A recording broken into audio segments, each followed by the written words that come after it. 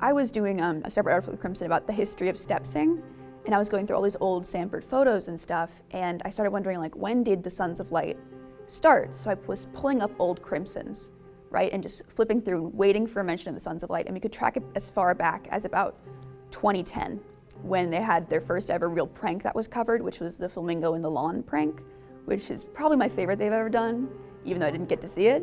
They took probably about, Sons of Light took about 300 plastic lawn flamingos and just put them all over the yard of like as you pull up to the gates of Samford. And maintenance found out about it like super early in the morning and was like, we can't have this. So they ran around and were like plucking up all these flamingos, and as students were getting to go to their 8 a.m.s, they were seeing them like carrying these gigantic stacks of flamingos away. And then someone in the Crimson heard about it from a friend, and they wrote an article about it. So that's the first time we could find a mention of the Sons of Light was in 2010. Mackenzie showed me one of the articles that she found from the Crimson years ago. And I was like, there's got it, and there was more. I was like, this is so cool. And I saw names of people. Katy Beth tracked down an alumni that still actually works at Samford, who had been mentioned in an article in like the early, like before 2014. So Elizabeth Smith is the most basic name. It's a very simple, it's a very easy name. There are a lot of people that have it. But I found her. And I knew that I found her because it said what her major was and that she worked at Samford and that she was still here at Samford. So I emailed her and I said, hey, I'm the editor-in-chief of the Crimson. We are doing a story on the Sons of Light. We've been digging through old Crimson articles, and we saw that you were one of the participants. I've attached the article, a PDF of the article that was published. Is this you? Let me know as soon as possible.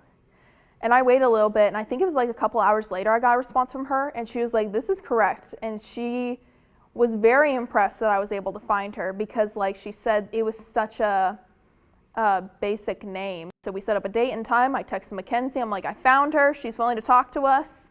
And so we went to the Career Development Center office, her office, and we talked to her.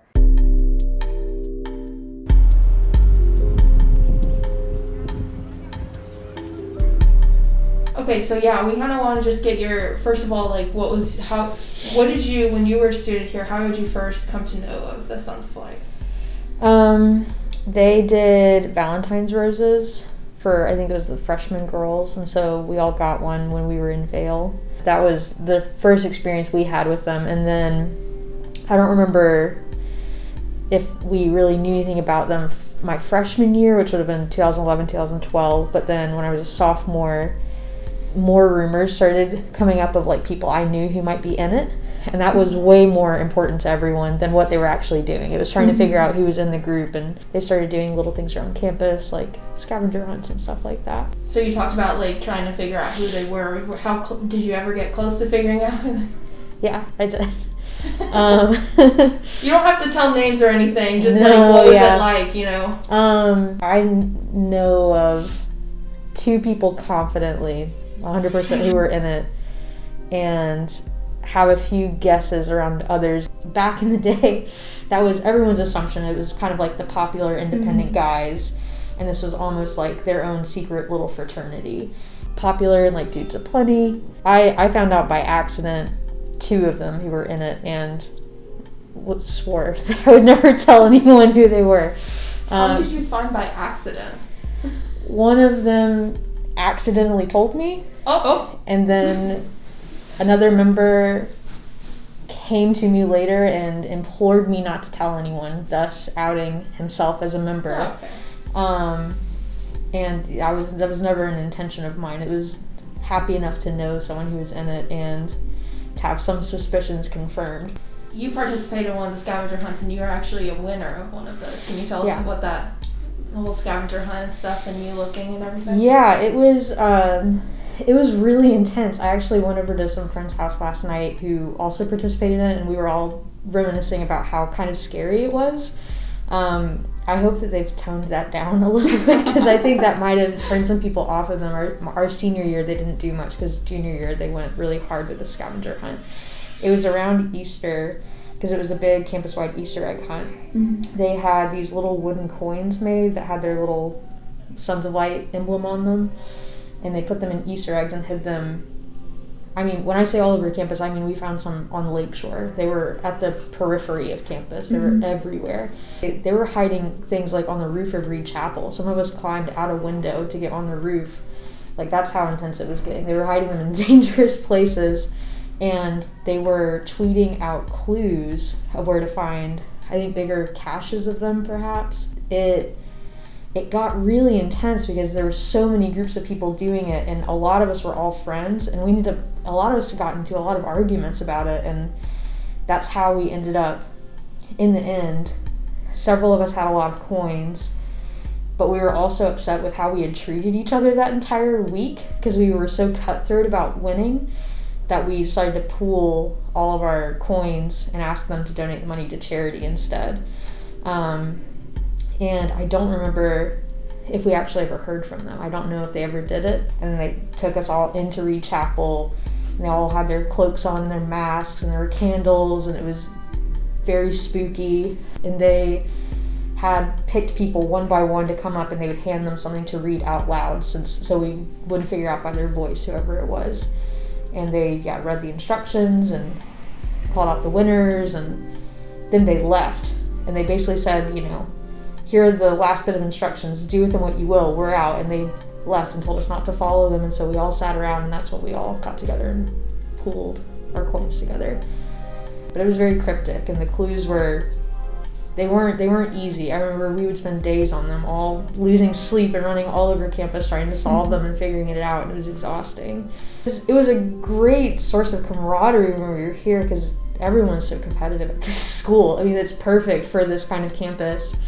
But they definitely peaked at that point, and it got very intense, and I think maybe that's why it dwindled a little bit after. I don't know what their activity level is like now, but I remember my senior year, they were not very active, and I think it's because they really hit a pinnacle with that scavenger hunt at Easter my junior year. We can only track them back, because I was the one pulling archived Crimson stuff, seeing them when the first time they mentioned it. 2010, there was a flamingo prank. Yeah. Did you hear about that? I wasn't here at that time, but I remember hearing about it. That's something my friends and I were talking about last night, was trying to remember how they were founded, or who we thought founded them, and we have a pretty good idea of who were some of the first people in it, and they would have been 2 or 3 years ahead of me. Mm-hmm. So they would have been, the people who graduated in 2010, 11, 12, around that area. So that would have made sense. Yeah. I think your idea that they're religion majors makes a lot of sense. Mm-hmm. Some of their tweets mentioned Egyptian gods that I barely know. Yeah. A lot of the people I assumed that were in it at the time, it was religion majors, fellows, popular dudes aplenty guys, sort of that cohort. Mm-hmm. A few of the guys who did university ministries, which is no longer a thing. One thing I think that a lot of people I know some people are trying to figure out is where they're I guess what do you call headquarters, where they would meet. Yeah. And I know that they've moved different places. Did you ever have an idea of where they probably could have been at the time that you were participating?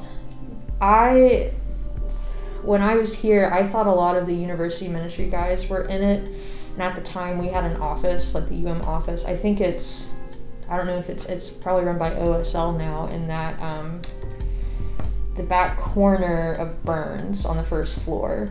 It has a keypad on the door. That's where we thought they were meeting, but I was in that office as well as a lot of other people, and a lot of people knew the code, so that would have been pretty risky. People joked about like the basement of the Wright Center. I know that they kept their cloaks at the time in the law library, and so they probably had a connection to the law library somehow, and maybe that's where they were meeting, where undergraduates wouldn't really see them. But that was 7 years ago, so yeah, I'm sure it's changed since then.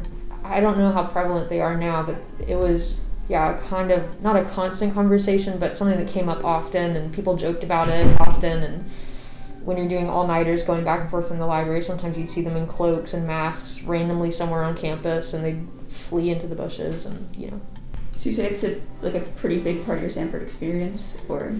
I'd say it was something I looked forward to more than most things.